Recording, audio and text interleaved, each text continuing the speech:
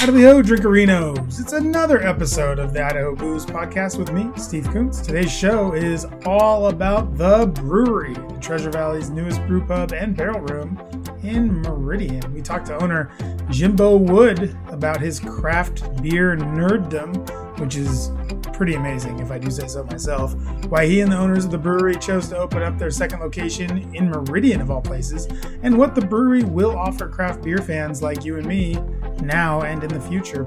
And we'll catch up on what's happening in brew news. Great show today for you all coming up right here on episode 7. Can you believe it's been 7 already? Of the Idaho Booze Podcast with me, your host, Steve Kuntz. This show is sponsored by the Idaho Brewers United, or IBU. Sign up for IBU's monthly newsletter at idahobrewers.org and get VIP access to brewery events, tastings, and news straight from the source.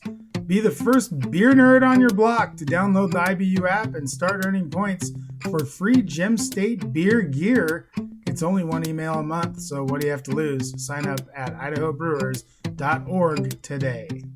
Welcome back. I'm going to keep things short on the opening beer rant today because my interview with brewery pub owner Jimbo Wood is just that good. Plus, less me is always better. Just ask literally anybody.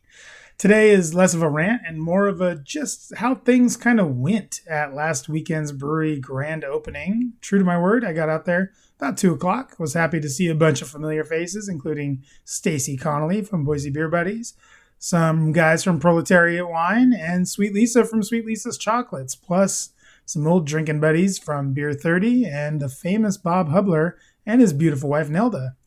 They were both bellied up to the bar when I arrived, and you know what? Nelda proclaimed that she had finally found a brewery that did all the kinds of beers she liked, mainly those that are full strength, sweet, and most importantly, dark. And Bob, he was pretty happy with the selection as well.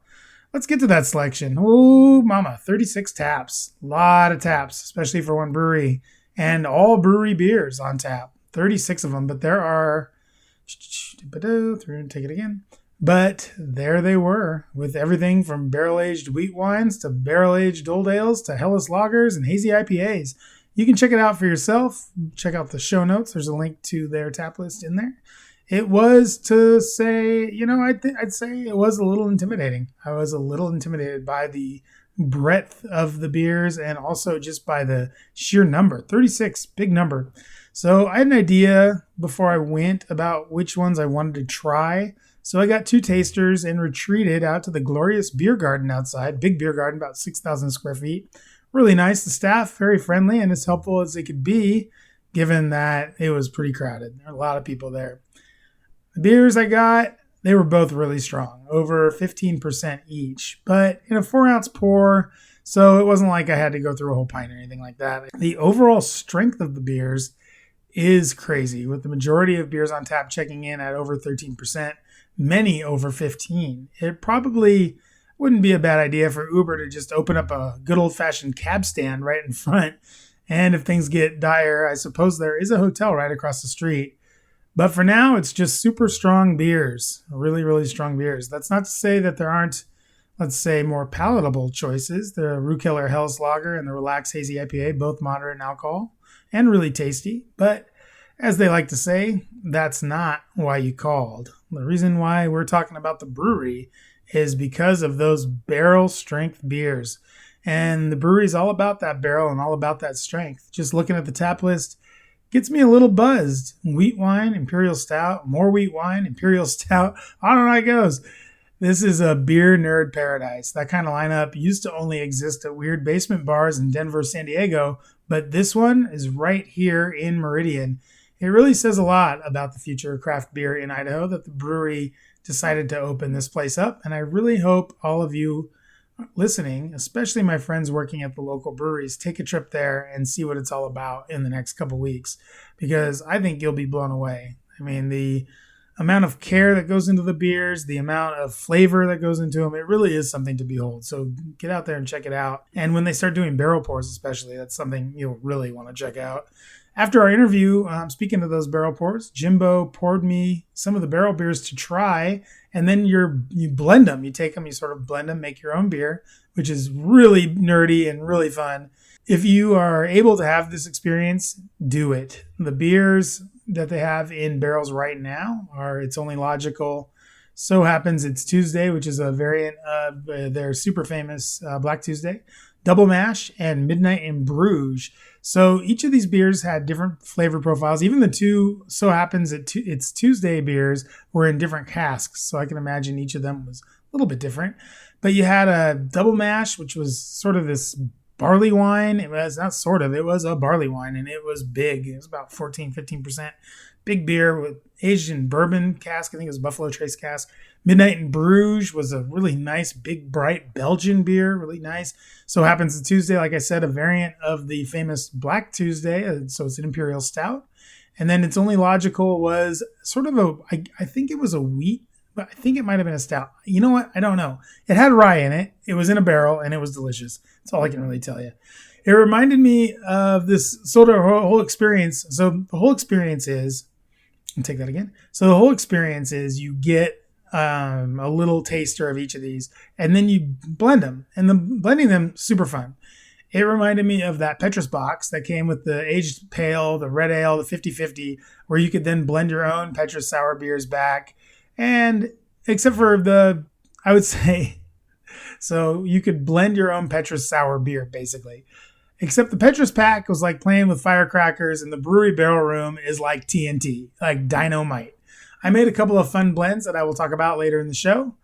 All of this is to say, do not be scared of big beers. Embrace them. Embrace what Jimbo is trying to do with the brewery out there. Embrace what Sockeye is doing with their barrel-aged beer club. You never really get a duplicate drinking experience with barrel-aged beers. They present different flavors from the minute they are bottled to whenever you open them up. Big beers create amazing experiences with family, friends, your pets, whoever is lucky enough to drive you back to your car the next morning.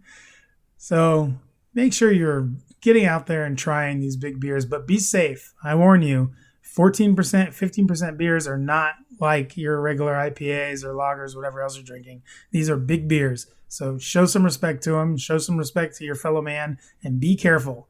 Coming up in Brew News, we got a callback to episode 3 already. How you can hit up breweries in downtown Boise, win some prizes, and a new sort of invention that keeps fresh hops fresher for a longer time. All that and more coming up in Brew News next on the Idaho Booze Podcast. This week's Brew News brought to you by Like Button. You, a multifaceted entrepreneur newly invested in a struggling startup, needs organic and paid growth through lead generation marketing, but you're on your own and can't yet afford a marketing department or a big agency. What do you do? Go to likebutton.us and pick from several package options that utilize organic social media marketing, paid Google ads, SEO strategy, and more for just a fraction of what you would pay a fully staffed marketing department. For as little as $2,000 a month, you get amazing results and boost your new business to greater heights. Go to likebutton.us today and start growing your business with Like Button. It's Brew News. We're starting with a callback already to episode 3 with Ben and Keith. I don't know if you remember this. I do, because I was there. Maybe you do too. Keith brought in a whiskey called the Traveler, which is a joint venture between Buffalo Trace and Chris Stapleton, the country rock and roll music star. It says here in the story that this whiskey debuted here on the Idaho Booze Podcast, just picked up a couple of big awards. Traveler picked up a gold medal at the Spirit Business American Whiskey Masters competition and picked up another medal from the 2024 Ascot Awards, which is put on by friend of the show, Fred Minnick. This is a huge deal. The Ascot Award, pretty sweet competition. There is stiff, like legit crazy. All the big whiskeys that you can think of are there. Everybody likes to put in their fanciest stuff. And this bottle, which I think retails for $20, Traveler picked up a double platinum rating. Not too shabby. Sounds like Chris Stapleton has a winner on his hands. And you can pick that whiskey up, the Traveler, I believe, at Idaho liquor stores. So, Keith, great job by you, buddy. Sounds like we got a good whiskey there in the Traveler. I only wish he would have left behind a little bit more. Banana Inc. and Barbarian have teamed up to sponsor a month-long drinking contest in downtown Boise. The Great Summer Downtown Boise Beer Tour starts today. Basically, you pick up a passport at any participating brewery, which includes pretty much all the downtown ones like Barbarian, White Dog, Lost Grove, Woodland Empire, Payette, Mother Earth. Add Swedes in there too, and some other spots like Handlebar, Hops and Bottles, places like that. Then you walk, ride, crawl, or stumble across town getting your passport stamped. Be one of the first people back to turn that in, and you get a neat t-shirt from our friends at Banana Ink. It's that t-shirt, you know that t-shirt. It's the one shows beer pouring into a glass in the shape of, yep, you guessed it, Idaho. Small thing here, you know that shirt that is like that, but is blue? Fun fact, I was one of the first people to wear that shirt. I found it right after I wrote my book at a place in Twin Falls and then wore it on my book tour. I could use a new one, though. If anybody out there has a hookup on those things, that would be great because mine's getting a little shabby. In brewer nerd alert news, so this is for my brewer friends. Hope you're listening. Mill 95, our friends out in Wilder, have found a way to keep those wet hops fresher longer with its new ripe locker. So this new post-harvest low-pressure vacuum keeps fresh hops super cold and fresh longer so that instead of the old mad rush back to the brewery to make a wet hop beer, you can actually relax and let the other breweries fight it out on harvest day. These hops get loaded in the ripe locker, a couple 100 pounds at a time, and the process slows the respiration, allows the hops to remain fresh for up to 60 days. This is really big news. And could also be used by hop farms, I guess. They could keep their wet hops fresh longer. And they add Mill 95 there in Wilder. And it could potentially extend the period of amazing fresh hop beers for 2 more months, which is huge win for all of us. You and me and everyone else who loves wet hop beers. I am definitely in that camp. So thank you and a salute to the geniuses at Mill 95 for this awesome new tech. Ripe locker. Maybe Amaya from Mill 95 would like to come on the show sometime, explain this and other cool things going on out there in Wilder. It'd be nice to have you guys in. Speaking of which, we at the Idaho Booze Podcast are always looking for new guests.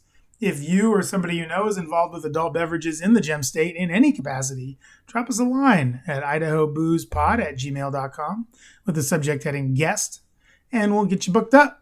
It's difficult to reach out to everybody for me, so why not reach out to me? Get yourself on the fastest growing Idaho booze-related podcast in the history of podcasts. We have openings in September and would love to get those filled up. So send me a note, put the subject guest on there, and book yourself a spot in the show. Coming up, Jimbo Wood from the brewery. This guy, big beer nerd. Real pleasure to meet him. And we are going to talk about all things craft beer, including his really fascinating and awesome beer nerd origin story, why the brewery decided to open up in Idaho, and what it's like to have the ultimate barrel-aged brew pub in the state. It is an interview you won't want to miss coming up on the Idaho Booze Podcast with me, Steve Kuntz. All that coming up next. Here I am at the brewery in Meridian. We are at Eagle View Landing, and it is a gorgeous build out. We're here in the barrel room, and I'm here with Jimbo Wood. Hey, Jimbo. Hey, how's it going, man? It's going good. Now, tell me, a little bit about yourself, where you're from, how did you come to partner with the brewery, and, why choose Idaho to plant your flag? Yeah, so as my name infers, I am native to Alabama, so born and raised down south. My wife and I spent the majority of our life in Athens, Georgia. That's where we raised our 2 children. Davis, our son, is 20, and Porter, our daughter, is 17. So the majority of our child rearing years were spent in Athens, Georgia. In a previous life, we owned physical therapy practices in and around Athens, Georgia.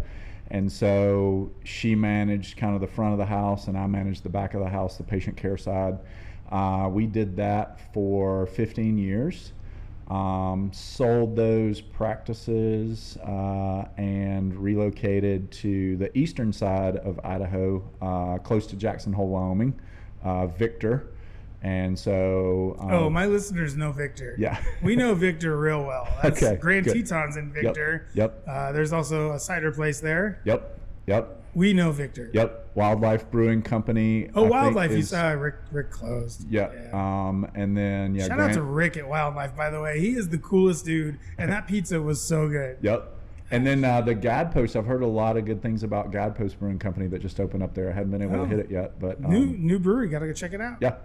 So anyway, so we were in Victor for 6 years, and loved Victor, still love Victor, still love that area. There was a certain point where I feel like that summer, although it was so great, summer just wasn't long enough. And winter was really, really, really long. Winter tends to creep up over there in Victor. Right. So 2 months of summer and 7 months of winter. And there was one April where I was out. The last place where we lived, we had a pretty big piece of property, and so I was out plowing snow like 5 a.m. It was like the end of March, the beginning of April, and we had like chest deep snow in our driveway. I'm out plowing snow. I come in from plowing snow, and my wife's like, I can't do this anymore. And I'm like, you didn't plow the snow, I did. She was kind of done with winter. Our son was in the process of enrolling at Boise State. And so we relocated to the Boise, Treasure Valley, I would say. We relocated to Treasure Valley about 18 months ago. So nice. We've been in the area for about 18 months, but in Idaho for 7.5 years now. Well, welcome to the Treasure Valley. Thank you. We're happy to have you. Yeah. Now, what sort of explain to me the genesis of how, well, we're going to get back to why you sentenced yourself to 7 years out in Victor, and we'll get back to that in a little bit. Yeah. But tell me why you decided, how this whole thing with the brewery kind of popped up. How did you meet them? How did this whole thing come to be? Yeah. So I am, like, full disclosure, I'm a beer nerd. Okay, good. I love craft beer. We've spent the vast majority, my wife and I have spent the vast majority of our adult lives kind of traveling around and, visiting different breweries. And, that actually started when we were in college, and has continued on to this day. But I've always felt like that I've been developing this kind of mental list of, if I was ever going to do a brewery, if I was ever going to do a tasting room, these are the things that I would do and these are the things that I wouldn't do. And so I've always kind of been logging in the back of my mind, this one of these days, I think I want to open a brewery, or I think I want to open a tasting room. And when I do, these are the things that I want to do and these are the things that I want to avoid. And so anyway, I think the genesis of this thing was that, like I said, I'm a beer nerd by nature. Part of being a beer nerd is joining all of these different, beer clubs. And so the Michael Jackson Beer Club, I was a member of that back in the day.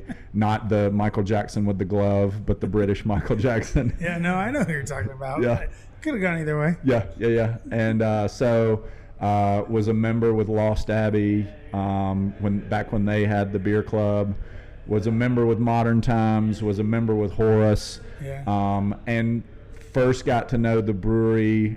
Remember to ask me a question about how I got to know the brewery, so I'll circle back to that at GABF. But got to know the brewery at GABF a few years ago, but then started being a society member, kind of worked my way up to a hoarder's membership, and then had the opportunity to meet the CEO of the brewery, Barry Holmes, at a members-only event a couple of years ago. And we were just kind of kindred spirits. Like, we just really hit it off. His background, he had a love of craft beer, but his background was in a different business sector, kind of like me. I had a love of craft beer, but my background was in healthcare. And so we just really kind of hit it off. We were just kindred spirits. And so we kind of became fast friends. And I started doing, at that point in time, started doing some investing with the brewery in Placentia, California.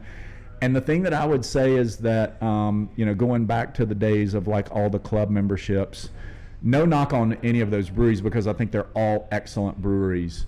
But it seemed like, and maybe it's less about the brewery and more about my taste buds, but it seemed like I would be a member at XYZ Beer Club for about a year, and I would kind of get palate fatigue and just kind of be like, okay, I think I've seen what they're about. I think I've tasted all their beers. I really love their beers, but I'm looking for something different. Yeah. The interesting thing about the brewery in Orange County was that still to this day, my wife is hoping I don't renew my membership now that we have access to all this beer. But still, honestly, to this day, I'm a Hoarders member, and I've maintained a membership with those guys for like 7 years now.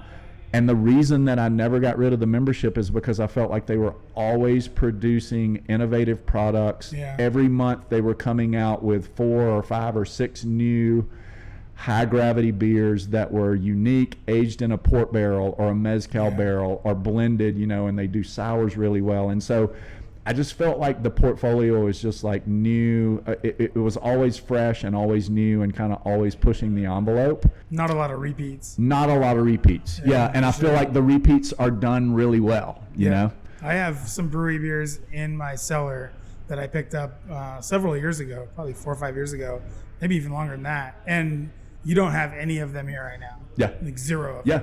Yeah, absolutely.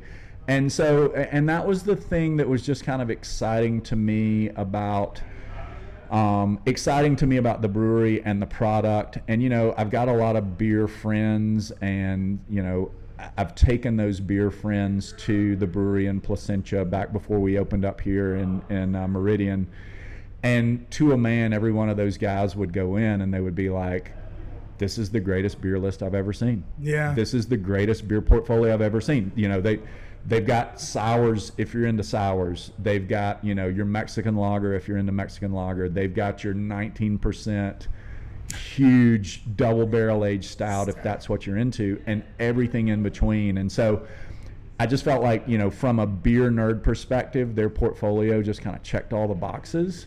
And so, fast forward to we relocate to Boise, and we did a trip probably 15 months ago. We did a trip to Southern California, and a buddy of mine and I, he's from Alabama, a buddy of mine and I, and our wives met up in Southern California. And the first stop that we made is I reached out to Barry and I was like, hey, I've got a good buddy. We want to come and do a barrel tasting with you if that's possible. And so him and one of the brewers meets us in the huge barrel facility in Placentia. And for the next hour and a half, they take us through all of these barrels with all of these different beers inside.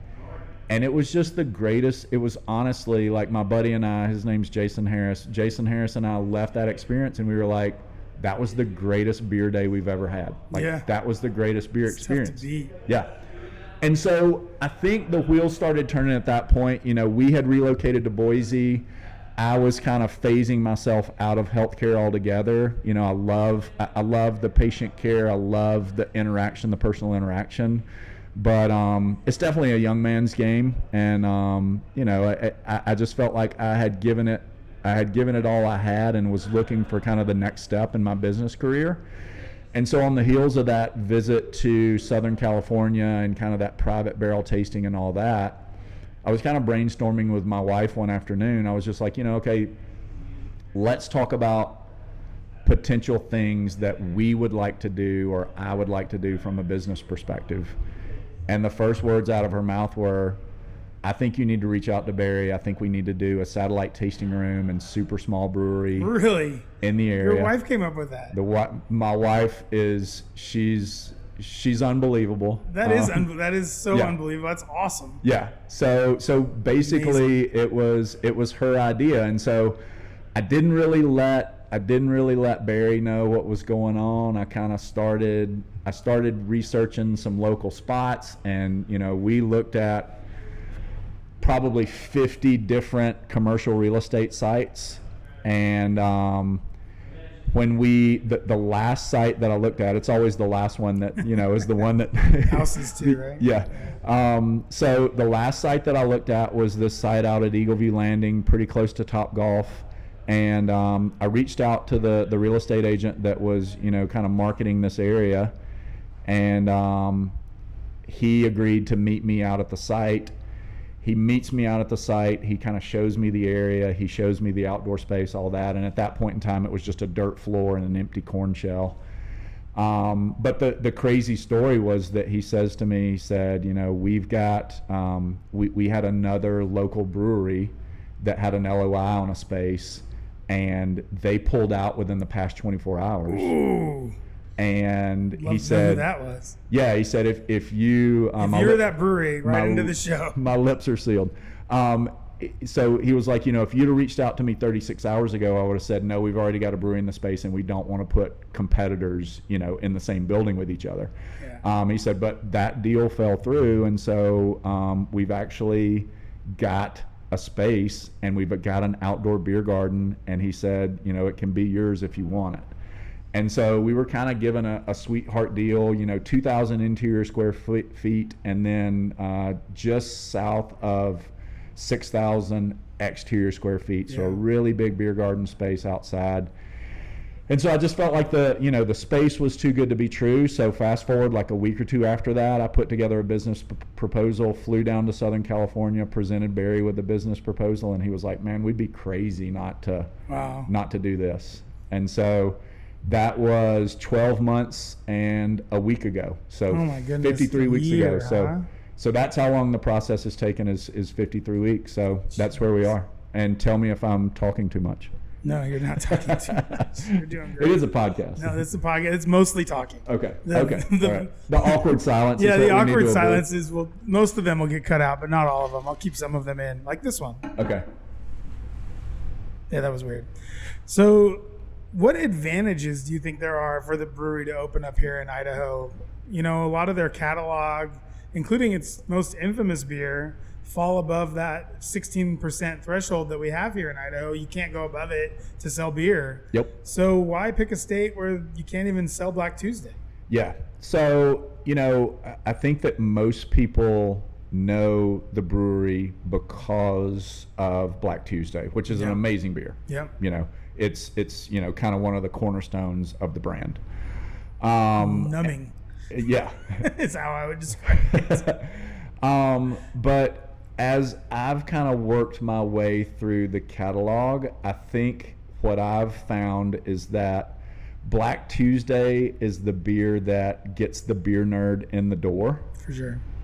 But it's that middle of the lineup. It's almost like a major league team. Mm-hmm. It's the middle of the lineup that really is where they make their hay. And so, when I start going down the road of, hey, we want to bring the brewery to Idaho, but hey, there's this 16% ABV cap.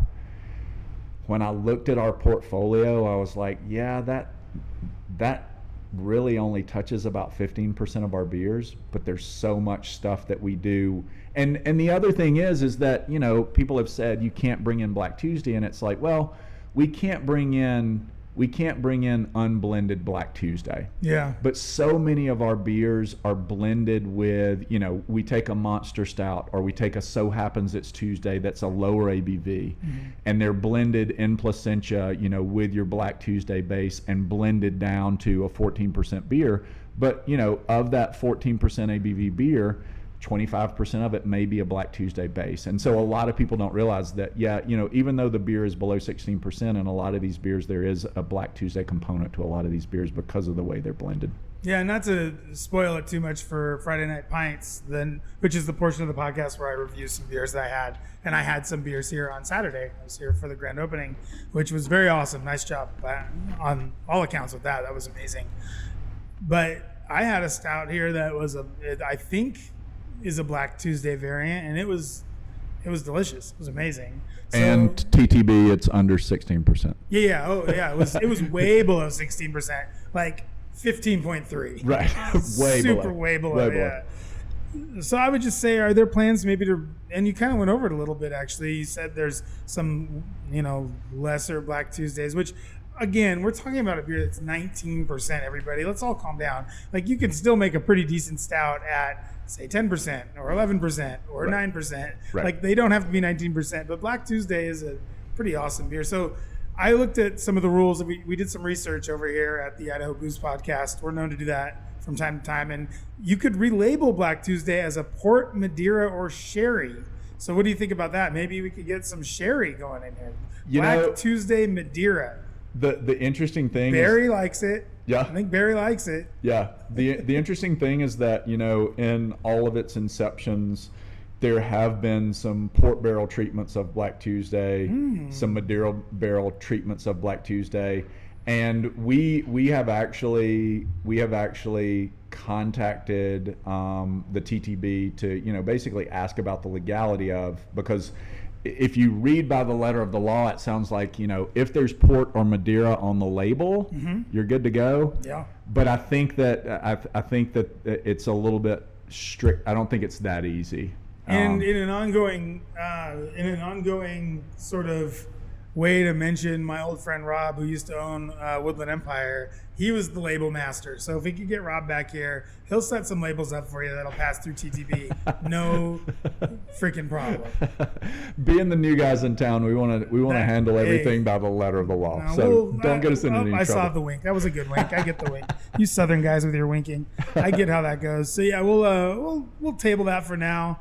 And hopefully we can get Black Tuesday, at least a variant of some kind, on the shelves here in Idaho, because it is a really awesome beer. We talked a little bit about you being a huge beer nerd, which is great. You're in good company. Yep. Which beer or beers brought you to craft beer? I was sort of like a Sierra Nevada Pale Ale guy. I don't know. It seems like we're probably around the same age, although my beard is a lot grayer than yours is. I just think that's probably clean living on your part.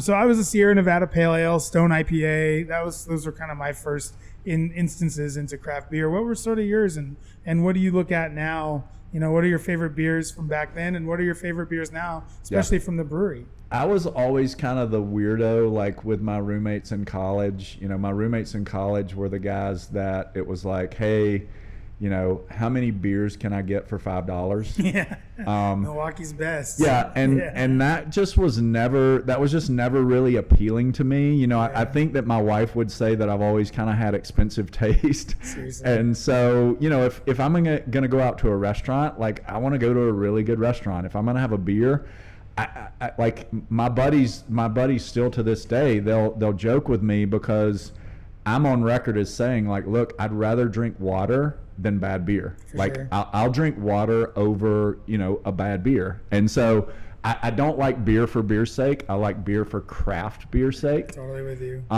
So anyway, I was always the weirdo in college that, while my buddies were trying to see how many beers they could get for $5, I was trying to see, what is the most expensive beer I can get my hands on, or what's the best beer I can get my hands on. And so what if I spend $20 on this Belgian beer? Right. Yeah. So, back in those days in the Southeast, your ability to get really good locally made craft beer was basically non-existent. Ooh. Sweetwater was Trogs, maybe? We really didn't see that. Yeah, Sweetwater had Sweetwater Blue that was like a blueberry ale, and 420 that was like some version maybe of a some Texas breweries like Lone Star, maybe Shiner Bock. Yeah. So basically back in those days, the only great beer that you could get was really import. It was Belgian. Belgian beers. And so we were able, through some local bottle shops, to get some Chimay and that kind of stuff, some Delirium Tremens and all that stuff. But I remember not to age myself, but I remember my ability to get excellent craft beer completely changed the minute the internet became a thing. And so I don't think that ages you. Yeah. So I remember, as someone who also remembers when the internet became a thing, I don't think you're aging to age yourself at all. So I remember being 21 years old, being a junior at the University of Georgia. The internet had just become a thing. I got my first computer, and I remember researching, unlike the things that my roommates were researching, I was researching craft beer online, and I found this bottle shop in Seattle that would ship anywhere in the U.S. Mm-hmm. And I think it was Bottle Craft. Don't quote me on that, but I think it was Bottle Craft. Yep. And so good friends of the show, Ryan and Heather from Pre-Funk out in Nampa. I think Ryan worked at Bottle Craft. Awesome. I'm pretty sure he did. Awesome. So anyway, I remember calling this place called Bottle Craft in Seattle and being like, hey, I've got $200 that I want to spend on craft beer. Can you put together an order of just local, Pacific Northwest beers and ship them my way? And so, they ran through, they kind of ticked off a list, and it was like Pike Place, and what was the Widmer. There was Widmer. There was, what was the place that did the Big Woolly? There was Red Hook, but remember the Big Woolly barley wine? It was like a local Seattle. Big Woolly barley wine. It was like right there in the Washington, like University of Washington area. They did a Big Woolly barley wine. Anyway, it may come to me. Yeah. So I remember, they kind of provided me with this verbal list of these are the things that we have access to. And so I kind of ordered a few 6-packs, and 8 days or so later, this shipment of beer shows up at my apartment at the University of Georgia. And one of the bottles that I had no clue what it was. I didn't order it. They left a note in there, and it just basically said, "Hey, you seem like a craft beer guy. We threw in this bottle. It's from this brewery in Portland called Hair of the Dog, and the beer's name was Adam." And I remember looking through all of those beers that they sent me, and they were all really great beers, but they were all sitting around the 6-7% ABV range, And here before me was this bottle. The label was unbelievably cool, especially since I went to the University of Georgia. That's Bulldogs, it had a bulldog on the label. Yeah. But the label was really well done. It was numbered so you knew which batch it was. And I forget the ABV on Adam, but it was somewhere 10-11%, which in those days was massive. It's big. It was big. Yeah. And so I remember I chilled that bottle, I popped that bottle, I drank that bottle, and it was completely like life-changing, I would say. Like it like the hairs on the back of my neck stood up, because I had only heard that beer could be like that. Yeah. But the fact that there was a brewery in the United States that was brewing beers that were that good, that quality. Yeah. So that's where like this love affair began. And then fast forward to 12 months later, I was working with the University of Georgia basketball team. We had made it to the Sweet 16, so we were playing in Denver, Colorado. And back in those days, the legal way to get athletes and support staff money was, they called it per diem. So it was your meal money. Well, they provided all the meals, but then they'd kick you an extra $100 a day, just to, for whatever. Yeah. And so we had been in Denver, Colorado for like 5 days, and so every day they're giving me $100, $100. Well, at the end of the week, we're about to fly home, and we're flying home on Sunday. I have a pocket full of money on Saturday. And the head team physician, his name was Ron Elliott. He was a beer nerd, and he knew that I was kind of this burgeoning beer nerd. And so he was like, "Baby beer nerd. Save all of that per diem, and on the last night we're here, I'm going to take you to some amazing breweries." We're going to Fallen Rock. And so we went to Fallen Rock, we went to Breckenridge, we went to Wynkoop. Oh, Wynkoop. And I remember Wynkoop walking in there, and they had a tap list of like 15 house beers. Mm-hmm. And back in those days, like Sierra Nevada brewed a pale ale, a porter, and a stout, and that was it back in those days. And maybe sometimes you could get the barley wine, the Bigfoot, Bigfoot. But to walk into an American craft beer establishment, the food was excellent. Yeah. The environment was excellent, and the beer list was just, again, it was another one of those moments. And so all of that to say that, this love affair with craft beer and this love affair with establishing an experience around craft beer began when I was in my early 20s. And I just feel like what we're doing at the brewery at Eagle View Landing in Meridian is kind of the culmination of that love affair. Yeah. And just all of that kind of coming together. And that's not to say that I tell our staff, I've told our staff over the first few weeks of business, excellence is the goal, not perfection. Perfection means we've arrived, and we don't ever want to arrive. But every day we want to strive for excellence. And what excellence looks like in week 1 of business is going to look very different than in year 1, year 1, year 2, all of that. So, but yeah, so that's me and my beer journey in a nutshell. I really, really enjoyed that story because it reminds me of kind of and just quickly, I haven't told this one on the pod, so I'll just tell you really quick because you might appreciate it. So I went to college in Southern California, about 15 minutes away from where the brewery is. and the brewery wasn't there, needless to say. And there were a couple of breweries around, and it was okay. Like we had this one called Orange Mining Brewing Company that was in Orange, and then we had another one, Orange Brewing Company. We had Gordon Biersch.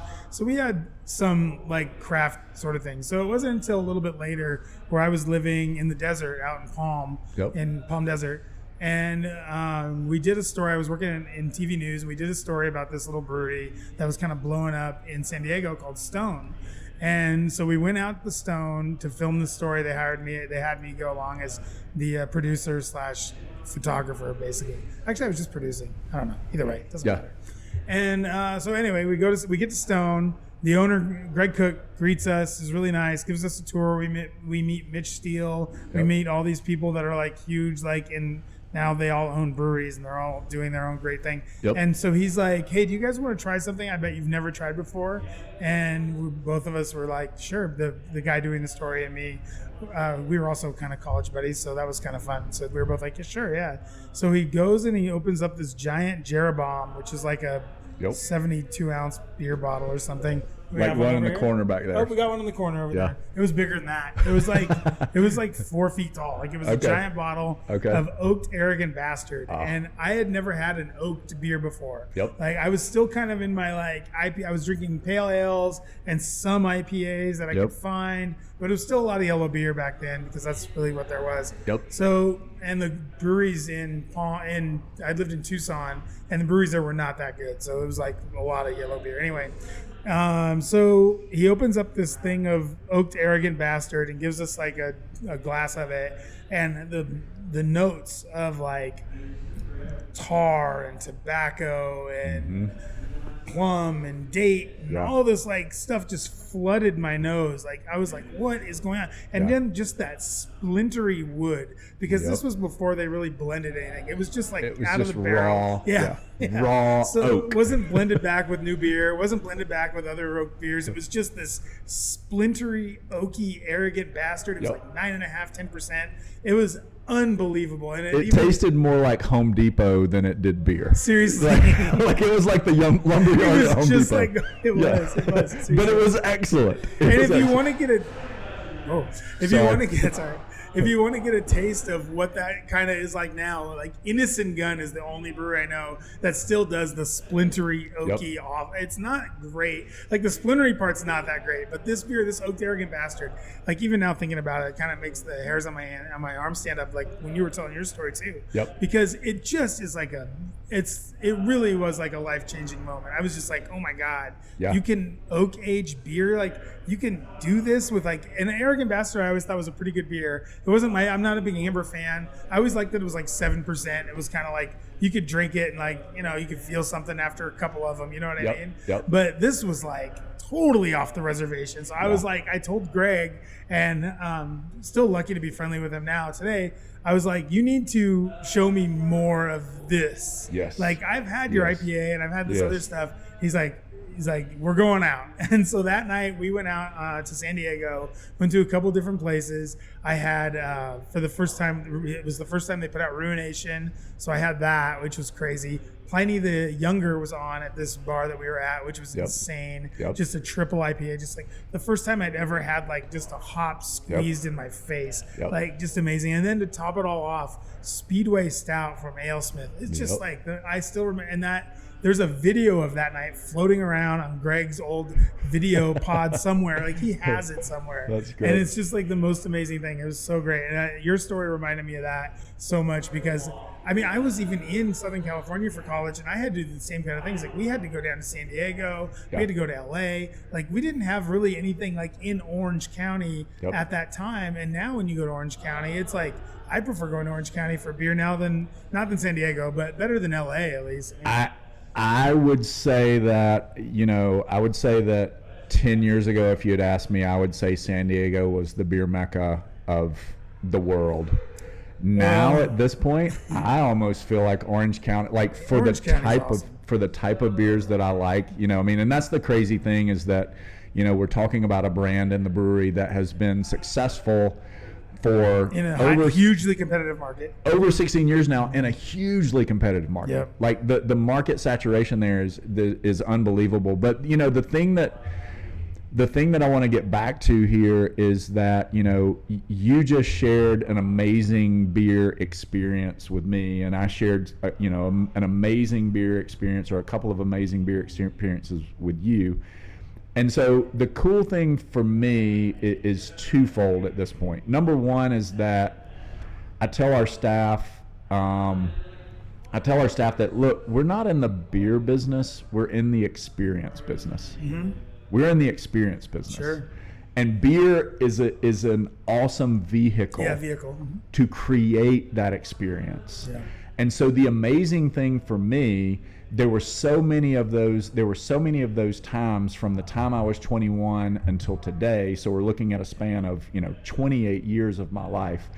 I could sit here and I could tell you story after story of experience that I had that were highlighted by the presence of this awesome beverage. Yeah, for sure. And so the amazing thing now is to look back on that purely from a consumer perspective, but now be there from the opposite perspective. Mm-hmm. A prime example is we got a guy that comes in yesterday from Kalamazoo, Michigan. Long drive. He's the first guy. He's the first guy in the tasting room on a Tuesday morning, and he sits down, and the first thing he does is he starts looking up all our beers on Untappd. Mm-hmm. And I'm like, this is my guy. Yeah. This is my guy. And so to be able to take him through these beers and possibly create an experience that 10 years from now he's going to be on a podcast talking about. Maybe. And so if he can swing it. Right. Yeah. Lots of equipment involved. But that's the really cool thing for me, and that's the thing that really makes me get out of bed every morning and work these 12-hour days, 7 days a week at this point, is because it's an experience. This show is sponsored by the Idaho Brewers United, or IBU. Sign up for IBU's monthly newsletter at idahobrewers.org and get VIP access to brewery events, tastings, and news straight from the source. Be the first beer nerd on your block to download the IBU app and start earning points for free Gem State beer gear.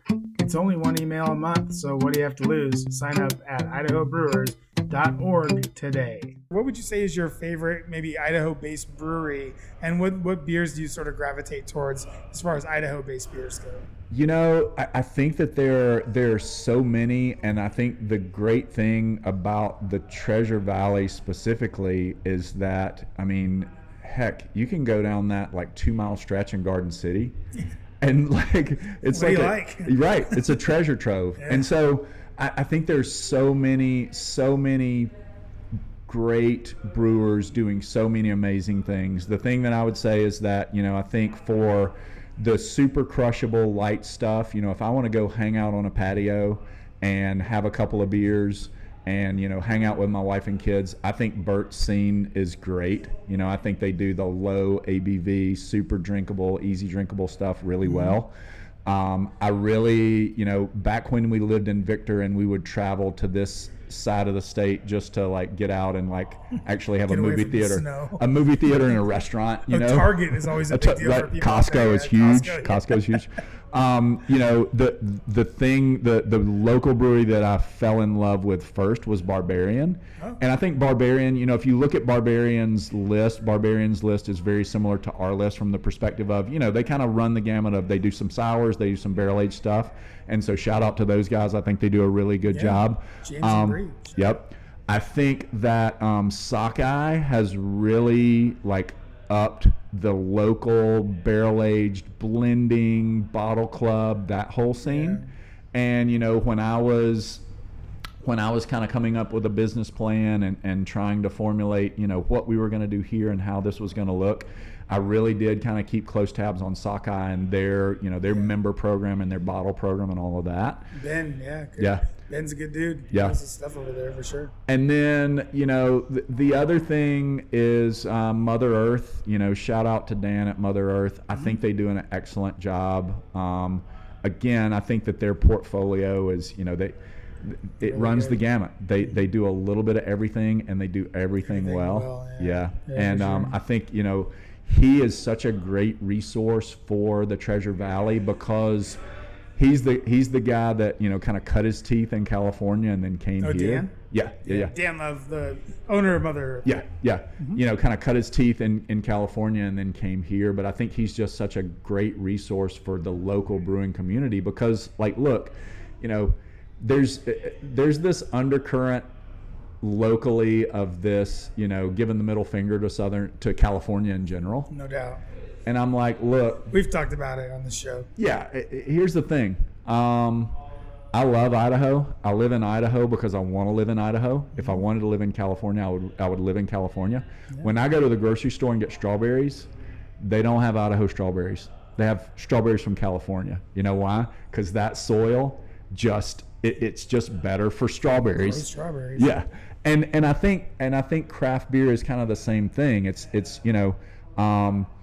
the craft beer revolution in the United States, in large part, started with some of those guys in Southern California, the Tommy Arthurs of the world, all those guys at Stone that you were mentioning. Sierra Nevada and Firestone Walker up north were pretty important at that too. Yeah.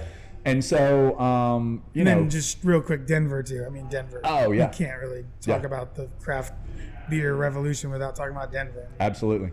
But so much stuff going on there. Speaking of the craft beer revolution, I believe that, and I'm not saying this because we just opened a spot in Idaho, in the Treasure Valley.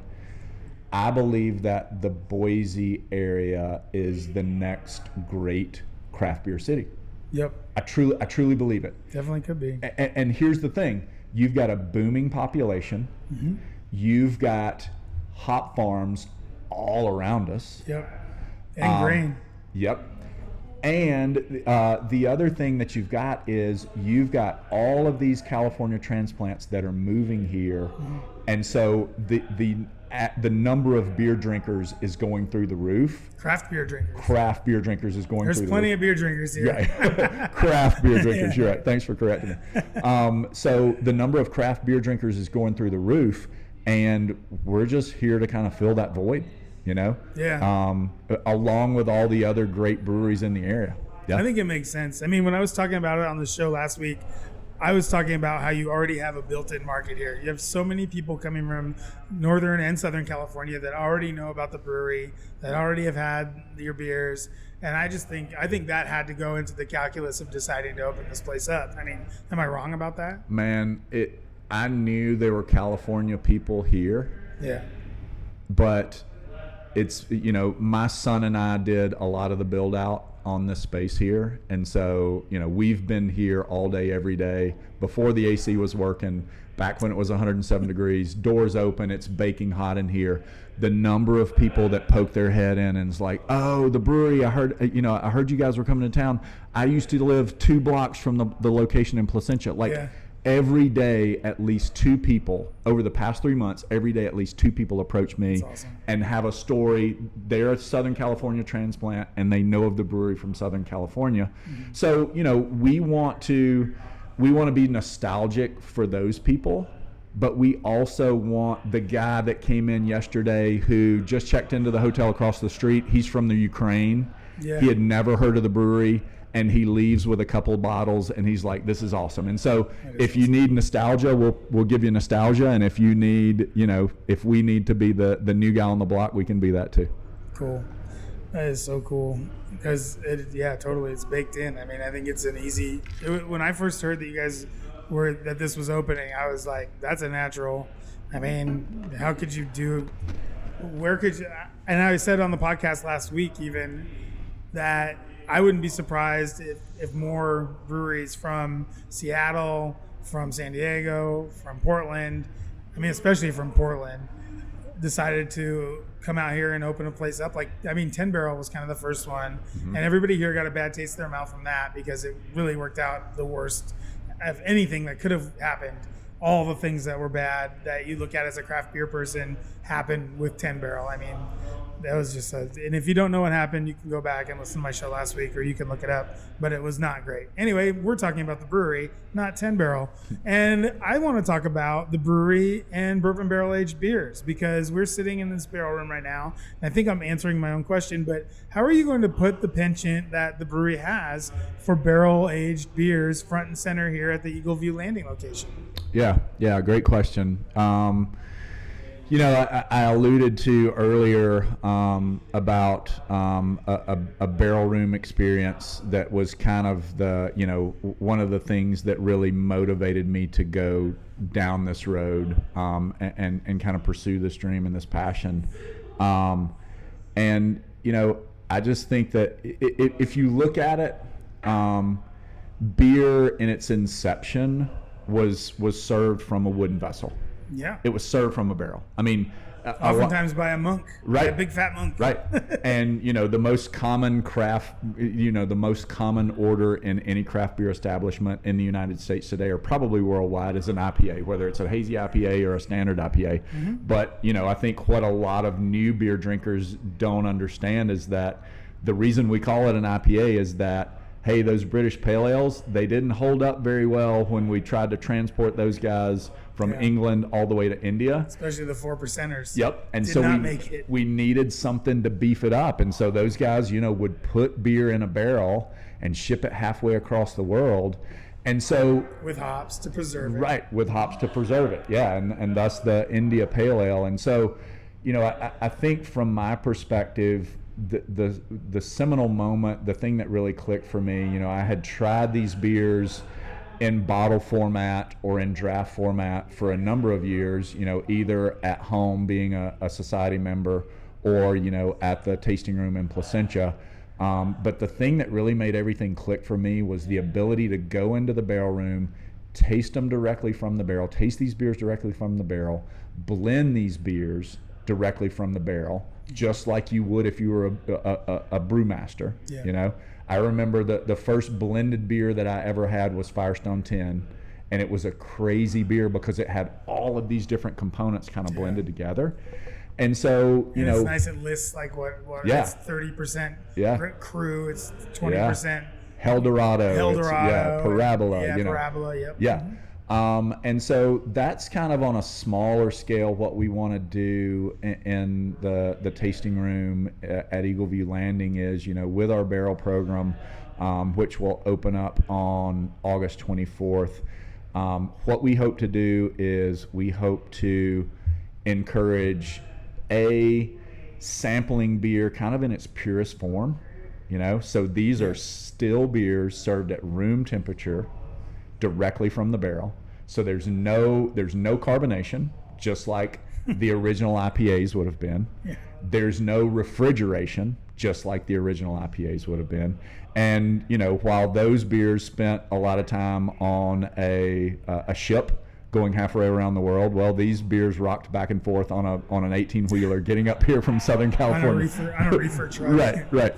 And so anyway, I think that it's taking beer back to the way that it was originally enjoyed, and kind of really enhancing that experience. I mean, if you turn around and you look at these barrels here, like, hey there, just to turn around and look at those barrels, like, man, there's a certain amount of nostalgia, and there's a certain amount of, I don't know what the word is, but just looking at those things, it makes you want to drink whatever's inside there.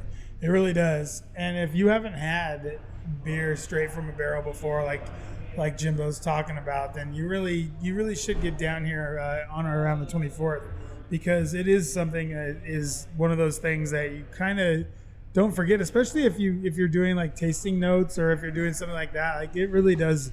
It's really a lot of fun, and it's a new experience you'd never think that the word soy would be used to describe a beer, but barrel-aged stouts often have a ton of soy and tobacco and leather and all this other fun stuff. Yeah, I used to I used to be one of the barrel testers when I was at Epic, and it was a pretty heady job. We had not as big as the brewery, but we had a pretty big barrel program there. That's awesome. So Yeah. that's awesome. So you're gonna have people in here. The 24th, you'll be able to come in and I guess blend your own beer. Is that what you're saying? Yeah, so we'll start doing taster trays or 4-ounce pours directly from the barrel. So right now we have our draft list is live on Untapped, but if you check it on or around the 24th, we'll update that draft list to include the barrels that we'll have in our barrel room. We want to expand those barrels. So they were originally they originally did ship 6 barrels. One of the barrels got damaged in transport. I was going to say, what's going on here? Yeah, rest in peace. Rest in peace. I mean, some guy in the middle of Nevada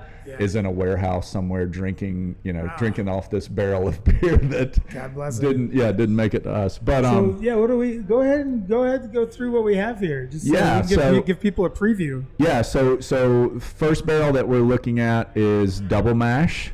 So it's a double barrel aged barley wine. Second barrel that in a Buffalo, can we say a Buffalo Trace barrel? Yeah, in a Buffalo Trace barrel. Nice. And then the next beer we actually have 2 versions of So Happens It's Tuesday. So Black Tuesday, being one of the kind of the cornerstones of our brand. So Happens It's Tuesday is the feistier younger brother of Black Tuesday, so a little bit lower ABV. The reason we brought in 2 So Happens It's Tuesdays is we're going to take one of those barrels and we're going to dose it with some Tahitian and Madagascar vanilla beans here in house. Nice. And then do that in the barrel or with the Randall? No, we're actually going to do that in the barrel. And let those beans sit on there. Cool. But Daniel and I were talking this morning. I pulled out a Randall. We're kind of talking about doing some stuff on a Randall. I saw the Randall. Yeah, and I asked him, I said, hey, do you know what this is? He was like, man, that brings back some memories. And so we're going to try to... I used to run a Randall at Edge. Yeah, a lot of fun. Yeah, we're gonna try to bring the Randall back and do some fun stuff with the Randall. So we got 2 versions of So Happens It's Tuesday. One of those is going to get some treatment in the barrel. We've got a Midnight in Bruges, and so that's a Belgian strong dark there. And then the other beer that we're looking at is It's Only Logical. So it's the double barrel aged version of the collaboration that we did with Bottle Logic out of Orange County. Okay. Logical Conjunction was the initial inception of that beer, so it was the single barrel aged version of that. Cool. And the first time I drank Logical Conjunction, I was like, I really like this, but I think it needs some time and some age. And then I came back to it like 6 months later, and I felt like it was like almost absolutely perfect at that point. So I'm really interested to see what everybody thinks about the It's Only Logical, which is the double barrel aged version of that beer. All right. Well, I know I'll be excited to try those on or around the 24th. That's 24th. Right. And those look awesome. And again, RIP to that one. I almost think you should just always keep that one slot like empty. Yeah, so we're in the process of getting the other barrel in that rack. So we basically have three barrel racks, and so the initial idea was to bring 9 barrels in. After the insomnia and the heartburn that bringing a forklift in this beautiful space caused to get these barrels in here, we literally had a forklift inside this room with like 5 guys. One's looking at the ceiling, one's looking at that soffit, one's looking at this wall, one's looking at this wall, making sure that we don't. And the fact that we got all of these barrels in here with no incident is pretty unbelievable. But the plan is to finish out that rack, and then we're going to put 2 other barrels up on top. Okay. And we're going to fill those barrels in house. Oh, nice. Yeah. Are you guys going to actually? What are you going to fill them with? How are you going to make that? So you don't have a brewery in here, do you? Yeah, we actually do. You do? Oh. Yeah. Tell me more about that. So we are licensed as a brewery in the state of Idaho. We have a super small 1 barrel system. Okay. So 30 gallons. Yep. And I think the plan is to, intermittently do some pilot batch stuff here in house. Some fresh IPAs, pale ales, that kind of thing. Mm-hmm. But also, I think the plan is to, bring in some virgin beer and dose those new barrels with virgin beer here in house. Did the brewery send you a brewer? The brewery did not send us a brewer, but we. Do you have a brewer? We do have a brewer. Those guys are like chomping at the bit to come up here and brew with us for us and visit. Yeah, fly fish and get out of Southern California for a little bit. I keep on telling them, wait until the weather cools off just a little bit more. So the centerpiece of the pub here is the wall of 370. I think they're 375s, right? The bottles up on the wall. So some 750s and mostly 750s. A couple anyway, of 375s. There's a big damn wall of bottles. It's awesome. Yep. Dope. Yep. Really dope. So will you be doing bottle pours here? Will I be able to buy one pour, or do I have to buy like one of those bottles in order to try one of those? Yeah, so this is one of the most commonly asked questions that we get. You know, people come in and we wanted a statement piece the minute you walk in. You got it. We wanted a statement piece. The other thing that made me think we nailed this. We had a guy that came in yesterday who didn't know who we were. He was staying across the street at the hotel, and he said, I looked down and saw from my hotel window, it was in the evening, and so it was kind of dark outside, so you could kind of see into our tasting room here. He said, I saw this amazing bottle shop. And that's kind of the vibe that we wanted to go for, is we wanted to go for that amazing bottle shop that you walk in and it's like, oh, I just want to sit here and stare at that wall and see everything that's on that wall. Yeah. So full disclosure on the wall, I'm not going to tell you the exact number of bottles on the wall. We know we've counted multiple times, and so we've nailed down the exact number. We're going to do some type of promotion or something like that in the future. So, but anyway, that's the number of jelly beans in the jar. Yeah, that's right. That's right. So, but anyway, the bottle wall is purely for display purposes only. Oh. Because we didn't want to. I mean, it looks a single tear just went down my eye. It looks really good. It does. And we didn't want to have the risk of employees climbing up and down that library ladder all day, every day with bottles in hand and dropping them on somebody's head or something like that. More that they would be able to order from the wall, and then there would be bottles somewhere else. Yeah. So you're thinking exactly the way that I'm thinking. So the bottle wall, all of those bottles are not for sale. However, you know, if you were here on Saturday, I was walking around with a 750 of American Anthem and doing pours directly off of the 750 milliliter. I had a pour of that, and I review it later on in this episode. Awesome. You'll be able to hear my review on that American Anthem. Okay. Wheat I'm wine, excited. I believe is what I'm it was, excited. Right? Yeah. That beer was pretty good. That's awesome. Man, so another question that you probably get a lot is, this is a pretty straightforward pub, no kitchen. You had food trucks outside for your grand opening. Is that something you're going to continue to do? Which food trucks are you currently looking at, or do you have any idea or what's going on with that? Yeah, we kind of is getting caught with your pants down. Is that a saying in Idaho? Yeah, okay. We do that. All right, that's a saying in Alabama. So we kind of got caught with our pants down on the food truck game, and so basically, when we came in and we signed our lease, the conversations that we had with the landlord were basically, hey, we're going to bring in some other food. There will be brick and mortar food spots all around you. The owner of Eagle View Landing. Yes, yeah, okay. By the time you guys open up. So shout out to Houston Hot Chicken. They're 2 doors down from us. Shout out Top Golf. Yep, right shout across out the Top Golf, yep. So anyway, Houston Hot Chicken, 2 doors down from us, Top Golf, right outside our back door. Also, where I signed the papers to buy my house was just like right there. Right over there? Yeah. They don't have very good food. It's mostly like lattes and stuff. Right. So anyway, but initially when we signed our lease here, we had thought at that time that there were going to be a couple of other restaurants within, a stone's throw of our front door. Mm-hmm. And there will be. Yeah. But because the construction process sometimes takes a little bit longer, those restaurants haven't come to fruition yet. And so the original agreement that we had with the landlord was, hey, for your grand opening weekend, you can bring in food trucks. But then after that, probably just want you leaning into the other, kind of neighborhood establishments. Yeah.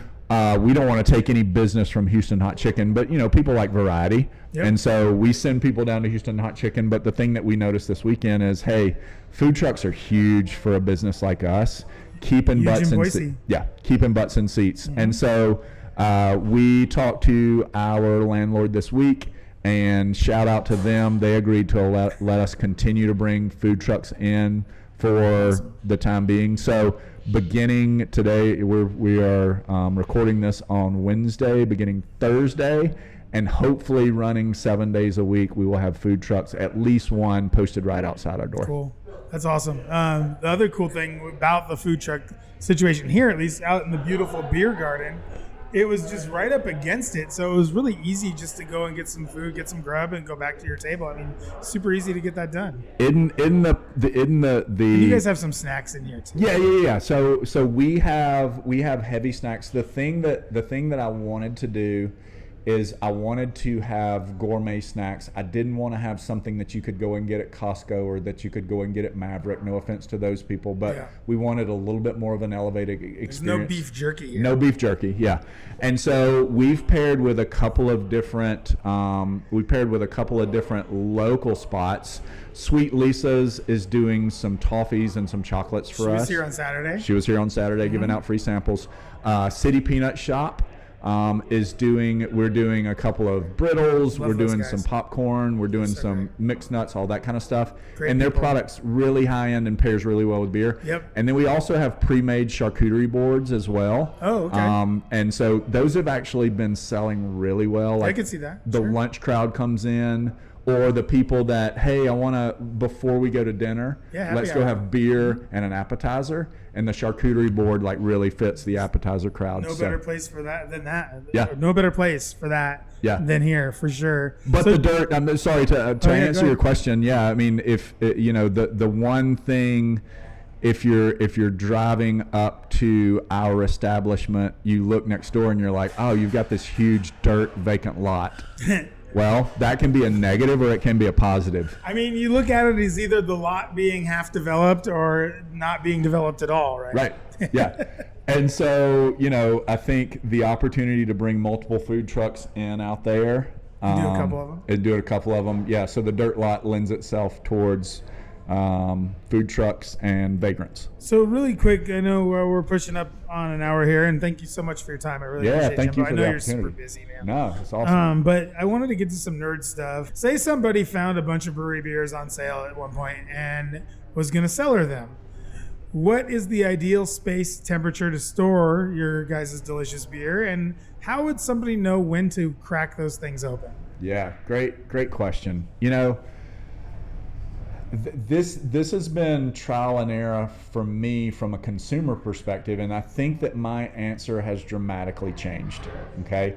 As I've shifted from the consumer side to buy more, don't cellar them. Right. Drink now. Right.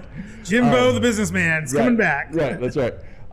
So, the old me would have really loved to see that 2009 version of Black Tuesday that had been sitting in somebody's coat closet for the past 15 years.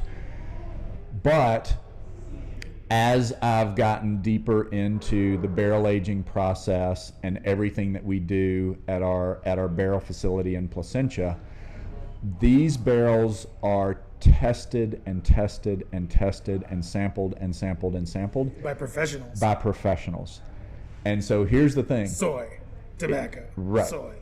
If you have been sitting on a beer and tasting that beer out of the barrel, once a month for the past 3 years, and finally you have this panel of master brewmasters that all samples that beer and says it's now ready to go to bottle, I think it pains the old Jimbo, the Jimbo that loved the Atom and was hoarding those Atom bottles left and right. Yeah. It pains me to say this, but the process is so dialed at this point. I think these beers are meant to be drank ASAP. However, I will also say that, these beers maintain and develop complexity for years and years and years to come. How do you need to store them? You know, I used to always store them in the bottom of my closet. Yep. You know, so sheltered from light, relatively stable temperature. You know, not too high, not too low. Basically room temperature. And I also my wife would always get on to me because I would take it straight from the closet and drink it. I didn't chill it at all. You didn't put it in the fridge. I love it. Bold. I love it. I like this Jimbo. Yeah, Jimbo the beer hoarder is, I think, the Jimbo I like. Not the businessman. Jimbo the businessman, also great. He created this place, and he brought this place to Idaho. Yeah. Believe me, Jimbo the businessman, lots of love for him. But Jimbo the beer hoarder is like right there with me because I did buy a bunch of brewery beers, and here in Idaho we don't have cellars. Yeah. You probably have figured that out by now. Yep. So I use I've had closets under the stairs at each of my houses here. Perfect. And it's perfect. It really is. It's 60 degrees, 61 degrees in there all the time. Yep. It's dark. It's just, that's what I would do if I was someone out there with a bunch of brew beers. Super duper nerd stuff. Be honest. Did you really let's talk to Hoarder Jimbo.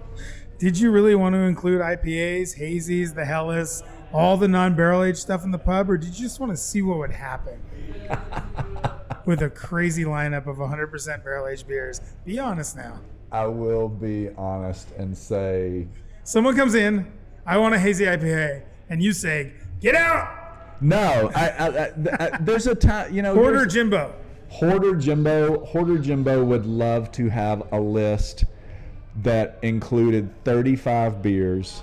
35 out of 36. 35 of 36 that were all at 15.999% ABV. Hoarder Jimbo. He's a fun dude, but man, it's a short ride for Hoarder Jimbo. But you know, the thing about it is my personality is kind of go big or go home. Yeah. Like that's how I'm wired.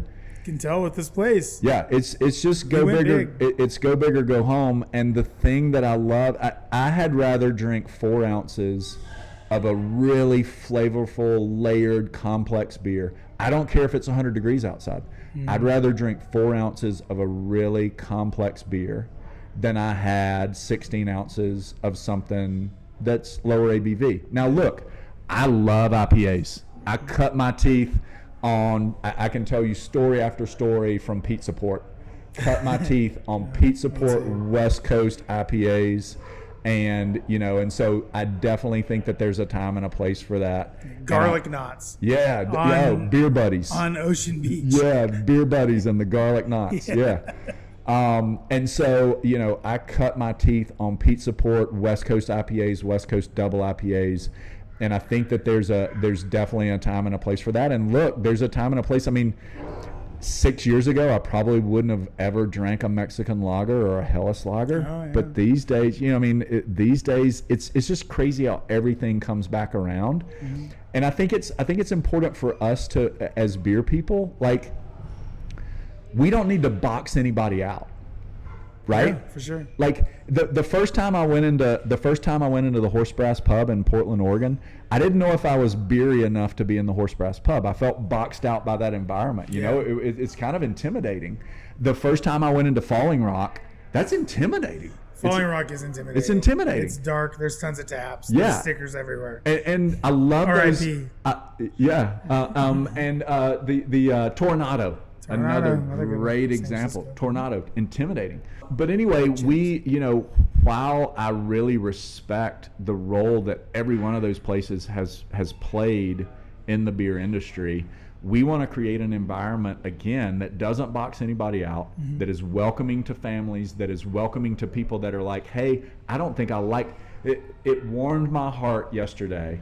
There was a husband and wife that came in at 4 o'clock in the afternoon. They had played golf over at Topgolf. They just happened to see us. The wife sits down and she says, I don't like stouts. An hour and a half later, she said, I love your stouts. Yeah. And that to me is what it's all about. That is so nice. Yeah, is finding where you are on the ladder, giving you something that makes you comfortable, but then challenging you to take the next step on the craft beer. And just to let you know, the official position of the Idaho Booze Podcast is that there is no stout season. Right, exactly. We are 100% on board stouts, 12 months a year. Well, no matter the temperature, there is a stout that can be had. Well, the thing that I love is that we're sitting in a facility. We talked about American Anthem. American Anthem is our 4th of July American Pie inspired beer. Mm-hmm. And while most breweries for the 4th of July are doing something that's super crushable, we're doing, I think it's 14.3% ABV. It's basically like a piece of peach pie that's been put in a blender and mixed with some really great bourbon barrel aged beer. But yeah, I mean, that's kind of how we roll, is like when everybody else is drinking the light American lager on the 4th of July, we're like, hey, we just brought a 14.3%. And and I was never a big like yellow beer guy. I would maybe a little bit like if I'm on the golf course or something like that. Yeah. But I'm with you 100%. I'd rather drink 3 beers that I like a lot. Finally, your grand opening last weekend, it seemed like you had everything pretty well planned out. But this is your first time with live actual customers. What was something you saw your customers doing that surprised you in a good way? And what was something you saw this weekend that maybe you could improve upon? I don't think that there was, I've been in the business world long enough to kind of try to develop this internal moniker of don't ever let anything surprise you. Okay. I would say the thing that was most surprising to me is the number of folks that came in. And so we all remember, I remember back in the day, kind of pre-COVID. I always remember back in the day, kind of pre-COVID, when, having your own cool growler was a thing. Oh, yeah. And you would kind of take it to wherever you wanted to. And they would, like a keg. Yeah, and they would fill it up for you. And that kind of went out of vogue, I feel like, during COVID. And it was almost like, hey, we need to maintain the quality and the cleanliness and all that kind of stuff. And so I felt like that went out of vogue. I think the thing that I was most surprised by is the people that came in and plopped down a 62-ounce growler that they had brought from home and couldn't believe that I wouldn't fill it with like, a 2011 anniversary beer that's like, $8 for a 5-ounce, know? And so that was the thing that I think surprised me the most. Is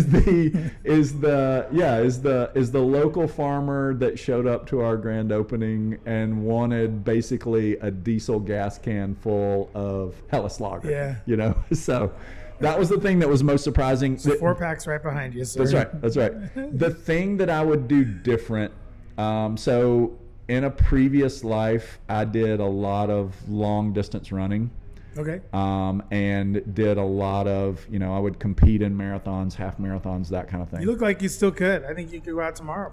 I still run a fair amount. I'm not quite as serious as I was.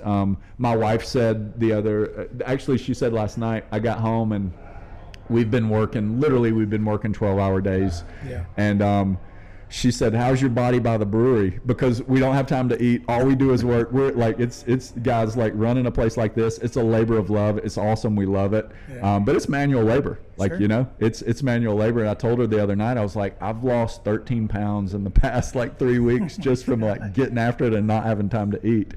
But anyway, the thing I think that I would do differently, back when I was training for a marathon, you would train for like 6 months really hard, and then you would taper, and so you would do like a 3-week taper to kind of let your body chill and relax and rest and sleep before you actually ran the marathon. Mm-hmm.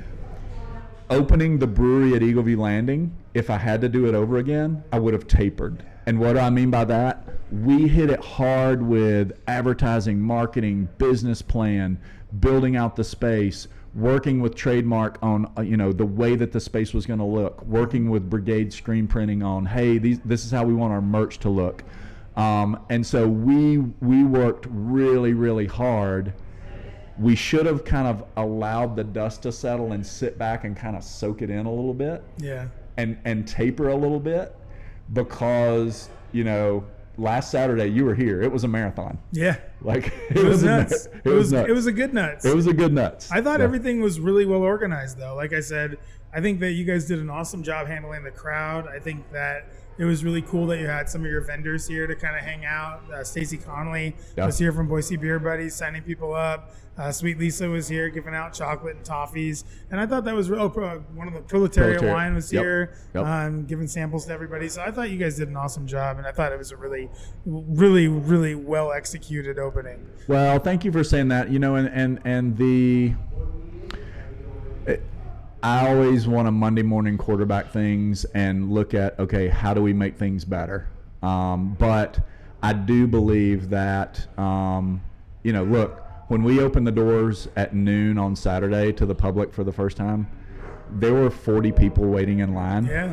And it was basically standing room only for the following 9 hours. Yeah. And so it was definitely a trial by fire, but I think that we learned a lot. It's the only way to do it, though. You have to do it. You have to open. Right. You can't just not open. Yeah, you can't just not open. But also, I think the staff learns a lot about themselves and learns a lot about each other. For sure. You bond together. When bullets start flying, you're in the foxhole and bullets start flying, you bond together. And so I really thought it was an awesome community, it was an awesome community event. It was an awesome beer community event, but it was also an awesome team building event because the staff was like, "Oh, okay, all right, this is what we're in for." That's awesome. Well, Jimbo Wood, I've taken up already too much of your time. Thank you so much for sitting with me today. Thank you. And for being on the podcast. And thank you so much for opening this place up. Thank you so much, Jimbo. Thanks a lot for your time. I really appreciate it. And I wish you nothing but the best with this new place. I hope I hope you just have tons of people here all the time. Awesome. Thanks. Come see us. Oh, yeah.